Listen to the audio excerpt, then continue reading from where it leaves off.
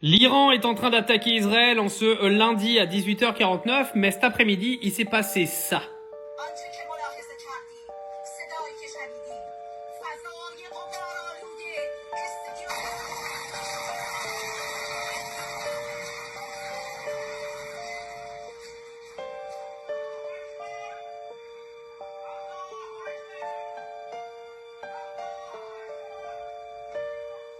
Oui, la TV iranienne a été attaquée en plein direct, donc je pensais moi qu'Israël n'attaquait pas les civils. Bon, apparemment on a oublié encore une fois de nous dire la vérité. Il faut savoir qu'ils ont également bombardé un hôpital en Iran. Ah oui, c'est vrai, encore un hôpital qui devait cacher des djihadistes.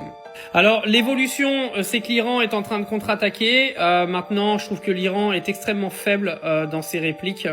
Après, moi, je souhaite pas la mort des civils, donc voilà. Mais je trouve que l'Iran se fait encore une fois marcher dessus, tout simplement parce que l'Iran n'a aucun soutien des pays arabes.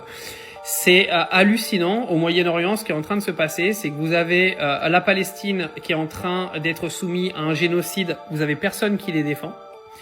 Vous avez l'Iran qui aujourd'hui s'attaque à Israël et se fait pour l'instant honnêtement au point défoncé par Israël.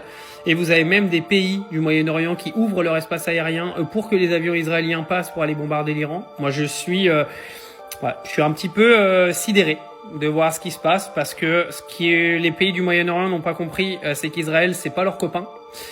Pour moi, Israël et leur projet de Grand Israël, ils essaieront de le mettre en place. C'est pour ça qu'ils continuent de bombarder sur 7 fronts en même temps. Mais en dehors de ça, en prenant un peu de recul, je me suis posé la question tout à l'heure de qui gagne et qui perd le combat de l'opinion publique. Parce qu'il y a une époque, il y a encore quelques mois, tout le monde se rassemblait derrière Israël en disant qu'Israël était un pays qui était toujours soumis à des attaques des pays frontaliers, etc., etc. Et l'opinion publique est en train de valser complètement. Les gens sont en train de se léguer contre Israël. Ce que j'expliquais hier, c'est que vous avez énormément de personnes qui sont derrière l'Iran aujourd'hui, alors que l'Iran a un des régimes les plus catastrophiques que le monde a en ce moment.